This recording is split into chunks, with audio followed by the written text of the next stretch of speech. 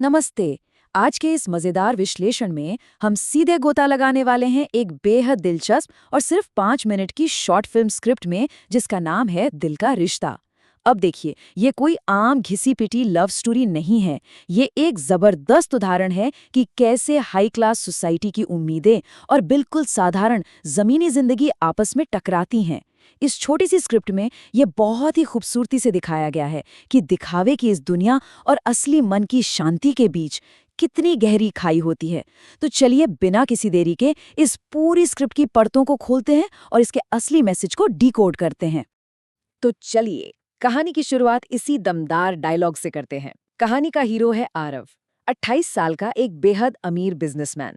Luxury कारें, एक बहुत बड़ा बंगला, महंगे डिजाइनर सूट, मतलब सब कुछ है उसके पास।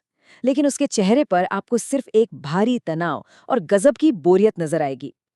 फिर वो एक पल आता है जब वो अपना फोन सोफे पर फेंकता है और कहता है, पैसे तो बहुत है पर सुकून नहीं। सच कहूं तो ये एक लाइन ही उसकी गहरी असंतुष्टि को बिल्कुल साफ कर देती है। यही वो टर्निंग पॉइंट है जहां वो तय करता है कि बस अब एक ब्रेक चाहिए, और वो अपनी गाड़ी को शहर से दूर गांव की तरफ मोड़ने का आदेश देता है। और यहीं से हमारी कहानी का पहला हिस्सा शुरू होता है, सुकून की तलाश। अब जरा इस कंट्रास्ट को देखिए। एक तरफ वो शहर की जिंदगी है, वही लग्जरी कारें और बड़े बंगले, लेकिन इसके साथ मुफ्त में मिलने वाला भयंकर तनाव और बोरियत। आरव की ये शहरी दौलत सच में उसका दम घोट रही है। अब इसकी तुलना दूसरी तरफ मौजूद गांव की जिंदगी से कीजिए, जहाँ ताज़ी हवा है, सुकून देने वाली हरियाली है और बेफिक्र होकर खेलते बच्चे हैं। एक गहरी सच्ची शांति है। ये बिल्कुल एक शीशे की तरह है, जो दिखाता है कि शहरी घुटन से भागकर आरव गांव की सादगी की ओर क्यों खिंचा चला जाता है। मतलब असली शांति महंगी चीजों में नहीं, बल्कि प्रकृति और सादगी में है ना? और जब वो गांव पहुंचता है तो कहानी अपने दूसरे हिस्से में प्रवेश करती है, दो दुनियाओं का टकराव। अब जो चीज इस पॉइंट पर सबसे ज्यादा दिलचस्प है, वो है इन दोनों किरदारों के बीच का जमीन आसमान का अंतर। एक तरफ हमारा आरव है, जो 28 साल का एक रईस बिजनेसमैन है, जो सिर्फ थोड़ी सी मानसिक शांति के लिए भटक रहा है। और दूसरी तरफ है गौरी, 22 साल की एक बिल्कुल साधारण और गरीब गांव की लड़की।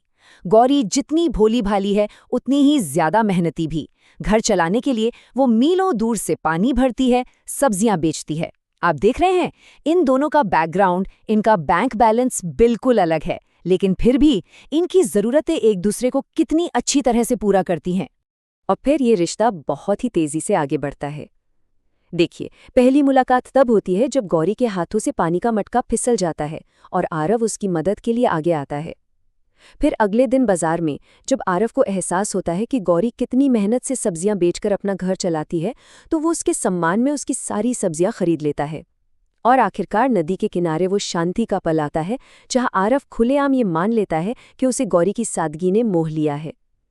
एक छोटी सी मदद कैसे सम्मान में बदलती है, और फिर वही सम्मान कैसे गहरे लगाव का रूप ले लेता है, ये उसका एक परफेक्ट उदाहरण है। इसी नदी के किनारे वाले सीन में एक डायलॉग आता है जो इस पूरी कहानी का रुख ही पलट कर रख देता है। जब गौरी थोड़ी झिझक के साथ कहती है कि वो तो बस एक गरीब गांव की लड़की है, तब आरव जवाब देता है, दिल अमीर हो तो सब कुछ अमीर होता है। सोचिए जरा इस बारे में। ये वो मोमेंट है जहां आरव ने दौलत का अपना पूरा पैमाना ही बदल दिया है। अब उसके लिए प्रॉपर्टी और बैंक बैलेंस से कहीं ज्यादा कीमती एक साफ और बड़ा दिल है। लेकिन रुकिए, यहां से हमारी कहानी तीसरे और सबसे तनावपूर्ण हिस्से में जाती है, सामाजिक वर्ग का संघर्ष। जाहिर है, कोई भी अच्छी कहानी बिना किसी मुश्किल के तो पूरी होती नहीं। जैसे ही ये रिश्ता आगे बढ़ता है, समाज की दीवारें सामने आ खड़ी होती हैं। गांव में गौरी का चचेरा भाई रमेश गुस्से से आरव पर इल्जाम लगाता है कि अमीर लोग सिर्फ टाइम पास करते हैं, वो कभी गरीबों को नहीं अपनाते। और दूसरी तरफ जब आरव शहर लौटकर अपने सख्त पिता को ये बात बताता है, तो वो इसे सिरे से नकार देते हैं। उनके लिए ये बिल्कुल असंभव है, और वो याद दिलाते हैं कि आरव की सगाई तो पहले ही किसी अमीर परिवार में तय हो चुकी है। ये दोनों किरदार, रमेश और आरव के पिता, असल में समाज की उन भारी भरकम दीवारों की तरह हैं जो क्लास और स्टेटस के नाम पर हमेशा खड़ी रहती हैं। यहाँ एक पल के लिए रुकते हैं और सोचते हैं, जब समाज के कड़े नियम, परिवार का भारी दबाव और इतनी बड़ी आर्थिक खाई एक साथ विरोध में खड़ी हो, तो क्या एक सीधा साधा रिश्ता टिक सकता है? कहानी अब अपने सबसे ऊंचे तनाव पर है और यही सवाल हमें सीधे कहानी के क्लाइमैक्स की तरफ धकेलता है। और इसी के साथ हम आते हैं कहानी के आखिरी हिस्से पर, सच्ची दौलत की पहचान। चलिए देखते हैं कि कहानी यहाँ से कैसे पलटती है। आरव हार नहीं मानता, वो अपने सख्त पिता को लेकर खुद गांव आता है। अब ये पूरा बदलाव 3 स्टेप्स में होता है। पहला है सफर, जब पिता अपने वातानुकूलित और आलीशान शहर से निकलकर गांव की मिट्टी और हकीकत के बीच आते हैं। दूसरा है अवलोकन, जहां पिता दूर खड़े होकर चुपचाप देखते हैं कि कैसे गौरी निस्वार्थ भाव से एक बुजुर्ग महिला की मदद कर रही है और प्यासे बच्चों को पानी पिला रही है। और तीसरा है एहसास, बिना किसी लंबी चौड़ी बहस या चीख पुकार के सिर्फ गौरी की इंसानियत देखकर पिता का दिल पिघल जाता है। उन्हें आखिरकार समझ आ जाता है कि असली दौलत तो यही है। और फिर वो ये बहुत ही पावरफुल लाइन बोलते हैं। पिता, जो कल तक इस रिश्ते को एकदम असंभव बता रहे थे, अब गौरी की अच्छाई देखकर खुद मानते हैं कि बेटा, शायद असली अमीरी यही है।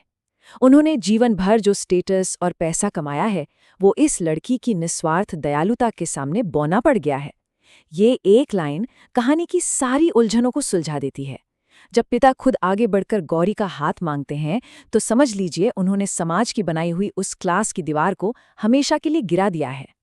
तो इस पूरे विश्लेषण का सबसे क्रूशियल पॉइंट ये है कि कहानी एक बहुत ही वार्म और पॉजिटिव नोट पर खत्म होती है। जब आरव गौरी को अंगूठी पहनाता है, गांव वाले खुशी से तालियां बजाते हैं, तब आरव की आवाज में ये आखिरी लाइन गूंजती है, प्यार पैसों से नहीं दिल से होता है। यही इस पूरी स्क्रिप्ट का सबसे बड़ा टेक अवे है। ये जीत है इंसानियत की, जो साफ साफ दिखाती है कि अगर नीयत अच्छी हो तो इंसान हर तरह की सामाजिक बंदिशों से ऊपर उठ सकता है। तो आज के इस विश्लेषण को खत्म करने से पहले मैं आपके लिए एक विचार छोड़ना चाहता हूँ।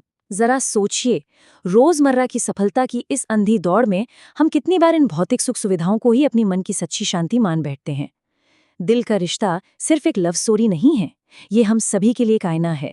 ये हमें याद दिलाता है कि भले ही हम बड़े घर, महंगी गाड़ियां और बड़े बैंक बैलेंस के पीछे भागते रहें, लेकिन असली सुकून शायद कहीं और ही है, किसी बहुत ही साधारण सी जगह पर। सफलता और शांति सच में 2 बहुत अलग चीजें हो सकती हैं। खैर, आज की इस चर्चा में बस इतना ही। मुझे उम्मीद है कि इस एक्सप्लेनर ने आपको सोचने का एक बिल्कुल नया नजरिया दिया होगा।